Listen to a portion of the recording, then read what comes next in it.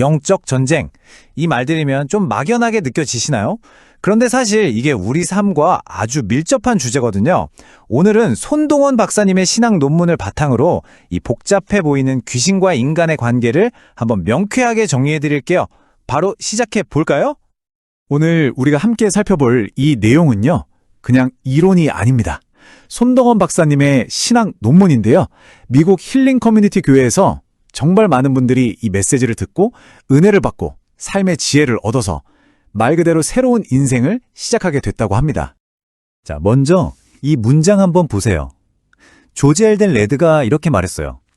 예수님이 귀신을 쫓아내는 건 그냥 와 신기하다 이런 기적이 아니라 어둠의 왕국 속으로 하나님의 나라가 뚫고 들어오는 걸 눈으로 보여주는 사건이다.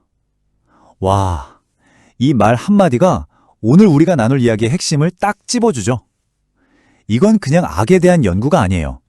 어둠을 이기는 빛에 대한 이야기입니다.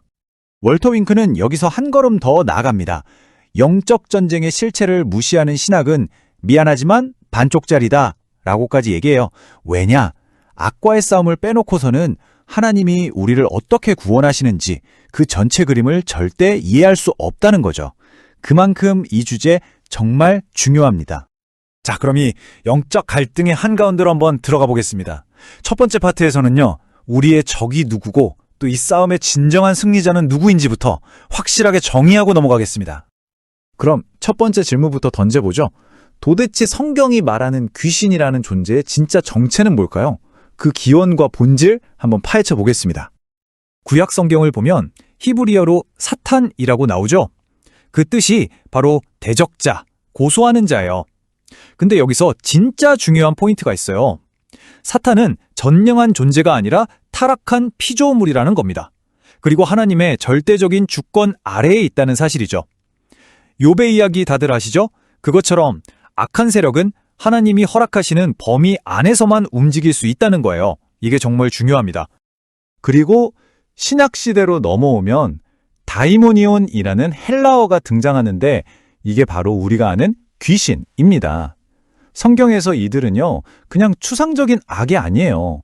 질병을 일으키거나 사람들을 혼란에 빠뜨리는 것처럼 우리 인간의 삶에 직접적으로 아주 구체적으로 해를 끼치는 영적인 존재로 묘사됩니다.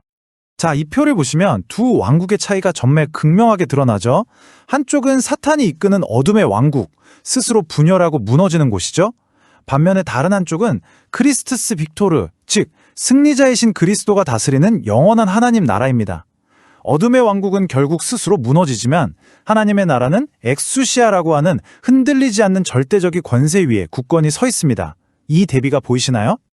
자, 이제 적의 정체를 대략 알았으니 이제 시선을 돌려서 이 싸움의 판도를 완전히 뒤집어버린 진정한 승리자에게 집중해 보겠습니다. 예수님의 귀신 축출 사역, 이게 신학적으로 대체 어떤 의미를 갖는 걸까요? C.S. 루이스가 정말 기가 막힌 표현을 썼어요. 예수님의 사역을 신성한 습격이라고 했거든요. 이게 무슨 말이냐면 예수님은 그냥 수비만 하신 게 아니라는 거예요. 오히려 적진의 심장부로 과감하게 쳐들어가는 아주 공격적인 기습작전이었다는 거죠. 바로 여기서 아주 중요한 신학 용어가 등장합니다. 바로 크리스토스 빅토르, 라틴어인데요. 승리자 그리스도라는 뜻입니다. 이게 뭐냐면 예수님의 십자가 죽음과 부활이 단순히 죄를 용서하는 것에서 그치는 게 아니라 악의 모든 세력을 상대로 거둔 결정적이고 최종적인 승리였다는 걸 강조하는 개념이에요. 게임 끝났다는 거죠. 그 당시 이걸 직접 목격했던 사람들의 반응이 마가복음 1장 27절에 정말 생생하게 기록되어 있어요. 사람들이 막 웅성거리면서 이게 대체 무슨 일이냐? 권위 있는 새로운 가르침이다. 저분이 더러운 귀신들한테 명령하니까 그대로 순종하네 라고 말하죠. 이들은요, 그때까지 단 한 번도 본 적 없는 완전히 차원이 다른 권위를 눈앞에서 본 겁니다. 그렇다면 그리스도께서 쟁취하신 이 엄청난 승리와 권세는 그 뒤로 어떻게 됐을까요? 그냥 사라졌을까요? 아니죠. 바로 그분의 제자들에게로 이어졌습니다. 다음 파트에서는 바로 이 사도적 사명에 대해 알아보겠습니다. 자, 예수님이 승리하셨는데 그 이후에 초대교회와 사도들은 이 영적인 권세를 어떻게 이해하고 또 실제로 사용했을까요? 그들의 이야기로 한번 들어가 보죠. 사도행전 16장에 보면 사도 바울이 귀신 들린 여종에게 이렇게 외치죠. 예수 그리스도의 이름으로 내가 네게 명하노니 그에게서 나오라. 이 장면이 정말 중요한 걸 보여줘요. 그 권세가 바울 자신에게서 나온 게 아니라 예수 그리스도의 이름 안에서 행사된다는 걸요. 능력의 근원은 바로 그 이름에 있는 겁니다. 자, 지금까지 성경 속 이야기를 쭉 살펴봤는데 아마 이런 생각 드실 거예요. 그래서 이게 오늘날 나랑 무슨 상관인데? 바로 그 질문에 대한 답을 찾아보겠습니다. 신자로서 우리가 가진 능력, 그리고 그 한계는 과연 어디까지일까요?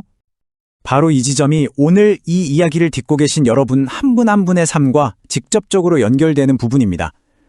귀신은 인간에게 과연 어디까지 영향을 미칠 수 있을까? 그리고 그 명확한 한계선은 어디일까? 이걸 알아야 우리가 제대로 대처할 수 있겠죠. 마르틴 루터가 정말 강력한 말을 남겼어요. 악마는 하나님의 악마다. 이게 무슨 뜻일까요? 좀 충격적일 수도 있는데 이 말은 심지어 악의 세력조차도 하나님의 주권적인 통제 아래에 있다는 거예요. 그들의 힘이 절대 무한하지 않다는 거죠. 여러분, 이 사실 하나만 제대로 깨달아도 우리 안에 많은 두려움이 사라질 수 있습니다. 그리고 오늘 손동원 박사님의 이 신학적 메시지를 듣고 계시는 바로 여러분을 위한 약속의 말씀이 있습니다. 요한일서 4장 4절의 말씀을 이렇게 적용해 볼 수 있겠네요. 여러분 안에 계신 이가 세상에 있는 그 어떤 존재보다 더 크십니다. 우리 안에 계신 성령 하나님이 그 어떤 어둠의 세력보다 비교할 수 없이 강하다는 선언입니다. 이걸 믿으셔야 해요. 자, 이제 이 긴 싸움의 결말을 확인할 시간입니다. 여러분, 이 싸움의 끝은 어떻게 될까 하는 불확실한 가능성이 아니에요. 이미 정해진 피할 수 없는 승리입니다. 이런 확신과 소망은 우리가 미래, 그러니까 종말론적인 관점을 가질 때 더욱 선명해집니다. 뭐랄까? 이 이야기의 결말을 미리 스포일러 당한 것과 같다고 할까요? 로마서 16장 20절이 우리에게 정말 확실한 보증수표를 줍니다.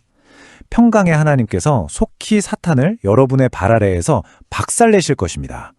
와, 이건 그냥 희망사항이 아니에요. 보장된 미래입니다. 적의 최종 패배는 이미 확정된 사실이라는 거죠. 자, 이 모든 엄청난 진리를 우리가 알게 됐습니다. 그럼 이제 남은 질문은 딱 하나죠. 그래서 우리는 이제 어떻게 싸워야 하는가? 이제 이 모든 신학적 지식을 우리의 삶 속에서 써먹을 수 있는 실제적인 행동 지침으로 바꿔보겠습니다. 우리가 승리하는 삶을 살기 위한 3가지 핵심 전략 꼭 기억하세요. 첫째, 말씀과 기도로 무장하는 겁니다. 이게 우리의 주 무기예요. 둘째, 혼자 싸우지 말고 공동체 안에서 함께 싸우는 겁니다. 왜냐하면 고립시키는 게 바로 적의 가장 좋은 전략이거든요. 그리고 마지막 셋째, 우리에게 이미 주어진 권세를 사용하는 겁니다. 그냥 믿기만 하는 게 아니라 그리스도의 이름이 가진 능력을 실제로 선포하는 거죠. 이 모든 승리의 이야기를요, 딱 하나의 상징으로 압축한 아주 유명한 라틴어 구절이 있습니다. 바로 인 혹 시그노 빈치. 들어보신 분도 계실 텐데 이게 과연 무슨 뜻일까요? 그 뜻은 바로 이 표적으로 너는 승리할 것이다 입니다. 여기서 말하는 이 표적이 바로 십자가죠. 십자가는 더 이상 패배의 상징이 아니에요. 크리스투스 빅토르. 승리하신 그리스도께서 모든 어두움을 이기셨다는 승리의 깃발 그 자체입니다. 자, 이제 마지막 질문을 여러분 각자에게 던집니다. 그리스도께서 이미 우리에게 주신 이 완전한 승리를 정말로 확신하면서 이 싸움에 뛰어들 준비가 되셨습니까? 이 질문에 어떻게 답하느냐에 따라 여러분의 삶이 오늘부터 바뀔 수 있습니다.